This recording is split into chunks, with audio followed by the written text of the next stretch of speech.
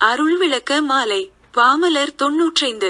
இதயவெளி முழுதும் இனிது விளங்குற நடுவே இலங்கும் ஒளிவிளக்கே அருள்மிகு சிதம்பரம் இராமலிங்க சுவாமி. 6ஆம் திருமுறை.